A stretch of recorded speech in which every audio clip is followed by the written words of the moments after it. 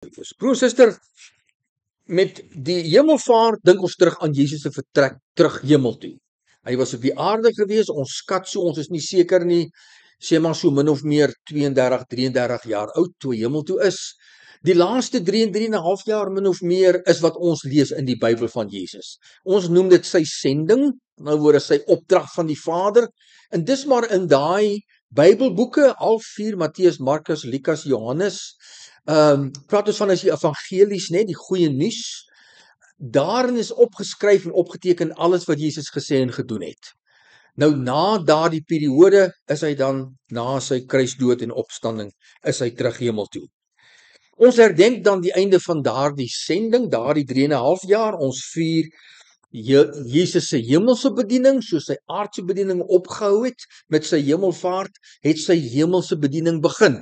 Ons gaan vanaand daaroor uitbrei, ons vier dit, want dis waar ons in die prentjie inkom, ons herdenk en vier wat Jesus sy hemelvaart vir ons nog steeds beteken, vandag nog, en elke dag, en ons vier en dink daaraan, dat ons ook eendag die wonderlike voorreg hemel toe gaan opvaar, soos Jesus gedoen het.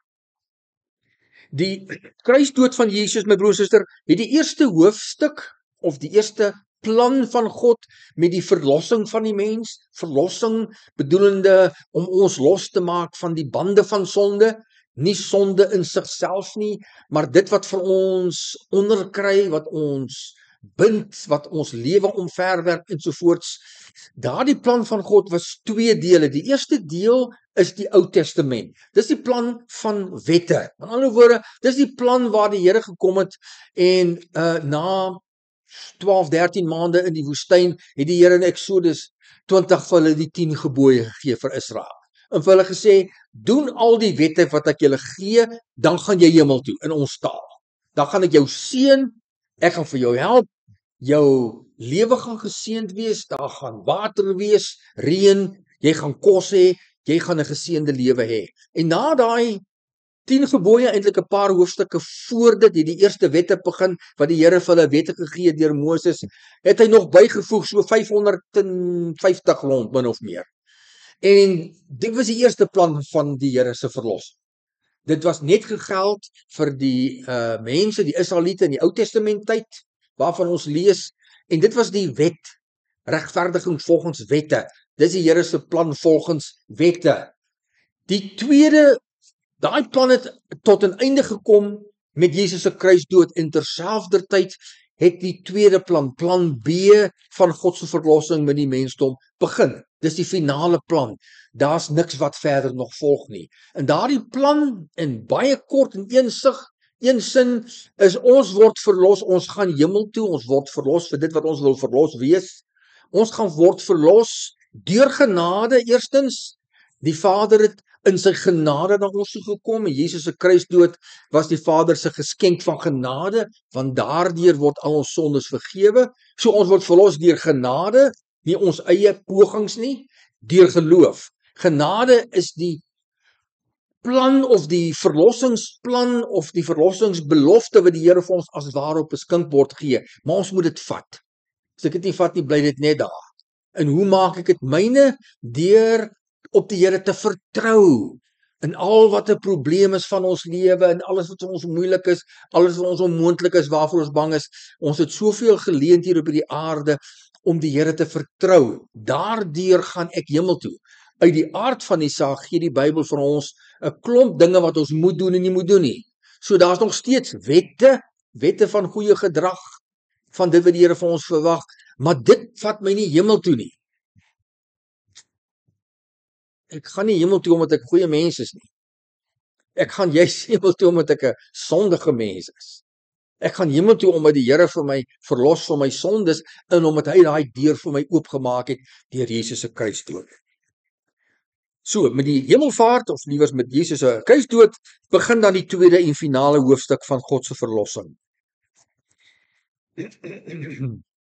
Jesus se hemelvaart, my broer en suster, het dan ook begin om die tweede era van God se tweede verlossingsplan in te lei, en dis die era van die kerk. Net 'n bietjie kronologies terug te kom, 3,5 jaar, Jesus word gekruisig, na 3 dae staan hy op, en dan kry ons 'n periode van, soos ons gelees het, min of meer 40 dae.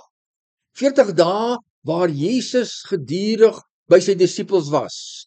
Ek sal nou uitbrei wat dit als beteken het. En dan aan die einde van die 40 dae, die hemelvaart, en binne 4-5 dae daarna, 5-7 dae dink ek daarna, vind ons Handelinge 2, die uitstorting van die Heilige Gees, die geboorte van die kerk. So die hemelvaart het dan moontlik gemaak of ingelei die ontstaan van die eerste Christelike kerk en die verspreiding van die kerk dwars deur die wêreld vanaf die eerste kerk in Jerusalem.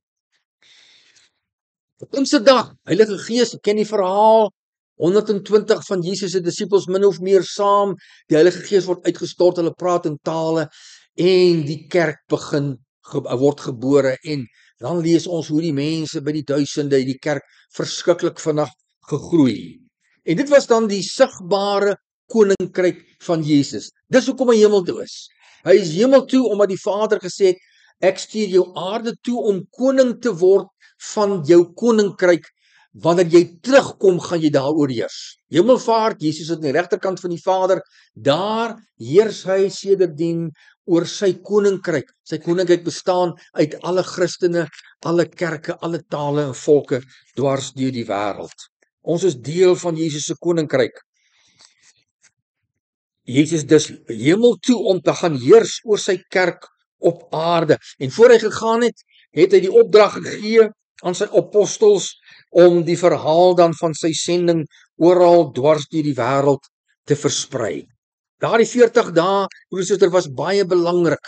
Die disippels kon nie verstaan dat Jesus moes doodgaan en kon nog minder verstaan dat hy uit die dode opgestaan het. So, na daardie opstanding uit die dode, het Jesus dan in daai 40 dae vir hulle verder verduidelik hoe dinge in mekaar steek. En dit was die finale voorbereiding, kom ons sê afronding, van al die disippels, sodat hulle gereed was, net na die hemelvaart, met die geboorte van die kerk, om oor te neem by Jesus, deur die krag van die Heilige Gees, om dan aan te gaan. Hulle was Jesus se disippels om die boodskap verder uit te vat en die kerk verder op aarde deur sy mag te regeer. Jesus het die disippels voorberei dan vir die kerk en vir daarna, en hy het vir hulle verduidelik hoekom hy moes hemel toe gaan, hoekom hy moes doodgaan en opstaan uit die dode. Sodat hulle dan vir die mense kon vertel, en sodat kan ingelei word die era van Jesus se teenwoordigheid dwars deur die wêreld.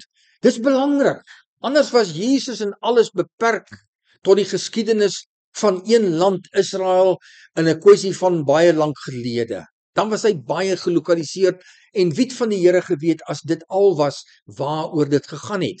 Maar juis met die koms van die Heilige Gees, het die Here deur die Heilige Gees, Jesus, dwars deur die wêreld, sedertdien deur geslagte van Christene se lewens wonderwerke gedoen, sodat die mense wat getuies was, ooggetuies van Jesus in daardie 3,5 jaar in Israel, hulle die eerste sou wees van baie ooggetuies dwars deur die wêreld, van baie wonderwerke in die lewens van miljoene Christene dwars deur die wêreld.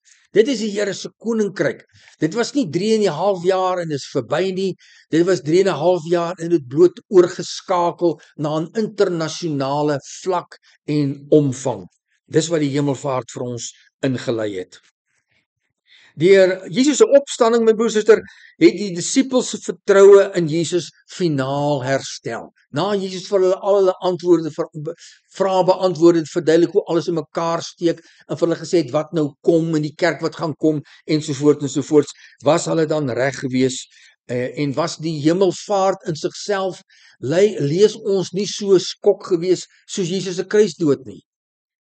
Hy het vir hulle juis voor die tyd gesê, is beter as ek weggaan. Toe hulle dit nog nie kan verstaan nie, groot skok vir hulle. Hoe kan Jesus weggaan? Ons lees, die disippels het geredekavel onder mekaar, wie gaan die belangrikste wees? Hulle het hulle lippe afgelek, Jesus gaan nou in Jerusalem oor die hele wêreld regeer, en hulle sy kabinet, as ware. Wat wel gaan gebeur, maar as hy weer kom eendag, dan eers. En om vir hom dan vir hulle dat sê, dis beter as ek weggaan, dit het nie sin gemaak nie. Maar hy het gesê, dan kom die Heilige Gees, En dis nog 'n belangrike aspek van Jesus se hemelvaart. Die Heilige Gees se koms het gekom 7 dae daarna, na die hemelvaart, met die uitstorting daarvan, die geboorte van die eerste kerk. En deur die Heilige Gees is Jesus dwars deur die wêreld by al wat 'n Christen is teenwoordig en nie beperk tot daai 3,5 jaar geskiedenistydjie in Israel se geskiedenis nie. Die disippels het toe verstaan, hulle is voorberei, opgelei, alles is afgehandel. Hulle was reg gewees vir die aanbreek van Pinksterdag en die geboorte van die eerste kerk. Wat beteken die Hemelvaartsdag vir ons? Dat die Here altyd aktief besig is en besig sal wees in ons lewens.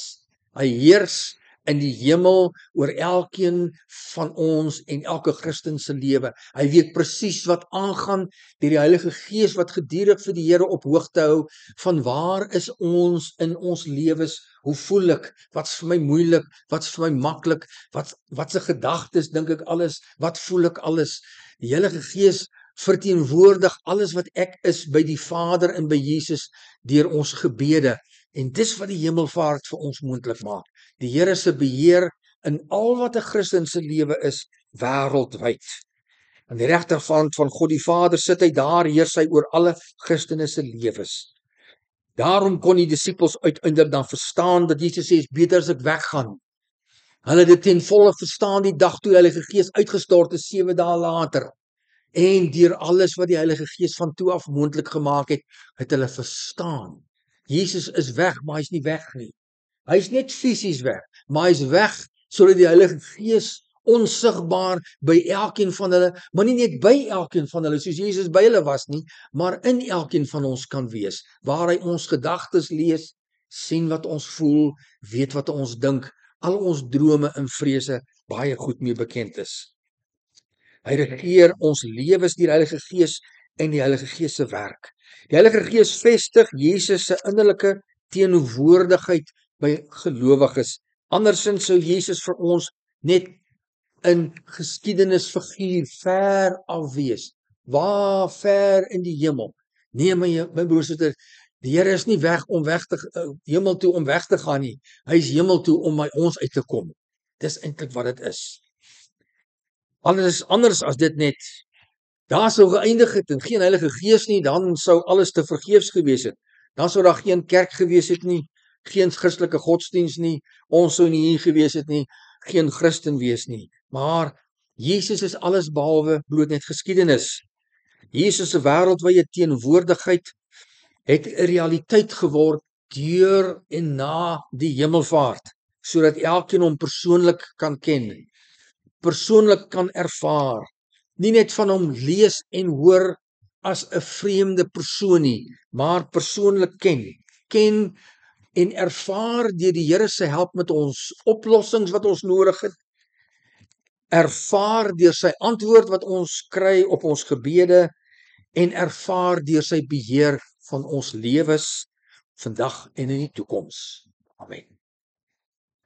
Hemelse Vader, dankie Here vir die wonderlike feit van die hemelvaart. U is hemel toe nie om weg te gaan nie, maar om by almal van ons uit te kom. U is hemel toe om weg te gaan uit Israel uit, sodat u die hele wêreld vol kan wees, deur die Heilige Gees wat u vir elke Christen gelowige 'n realiteit maak. Wat vir ons intree by u. Wat vir u vertel waar ons is en wat gaan aan met ons.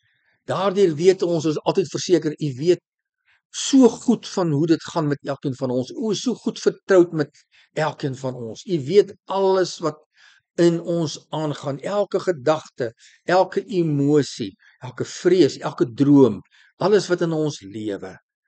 Baie dankie dat ons dit kan vier, want dit is werd om gevier te word. Amen.